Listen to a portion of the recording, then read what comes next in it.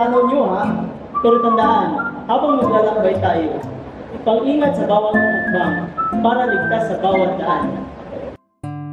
Ang saya! Siguradong marami tayong matutuklasan. At sana marami rin tayong makakain. Carlos, baka yan lang ang hinihingi mo sa bawat bagsak. Tandaan mo, hindi lang sa tinapay na mabuhay ang tao.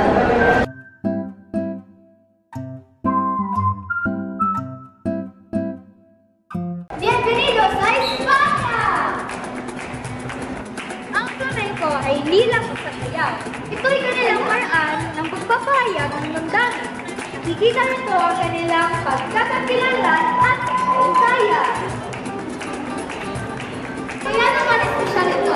Ginawa talaga nila ng buong puso, walang halong biro. Talagang ibinuhos nila ang kaluluwa nila sa bawat galaw. United Kingdom na tayo.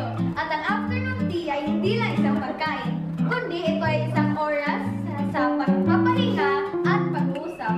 Nakakatuwa, parang iniimbitahan tayong huminto sa abala ng mundo para magpasalamat. Tahimik daw, pero bakit ang iingay niyo?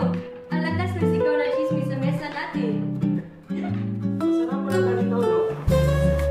Pero may labi. Parang tubig sa batis. Mayapa, pero may kwento. Carlos, huwag kang magminarunong. Ang bino mo, kulang na lang sumali ka sa Miss Manner.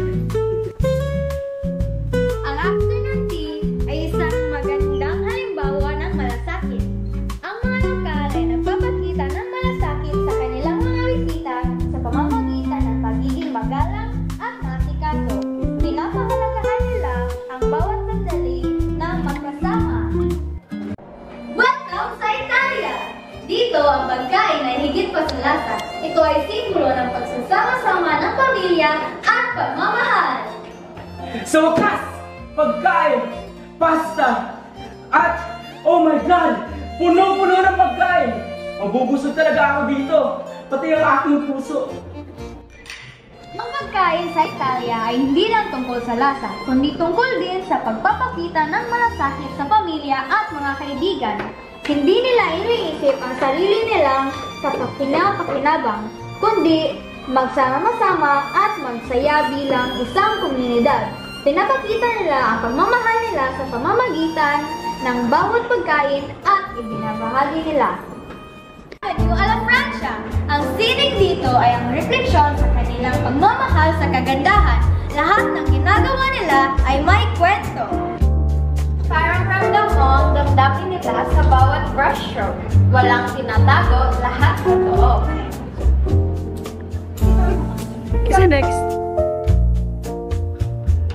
Seryoso mo naman nila. Kita mo ha? Ang dami ba? Parang may gawa mo.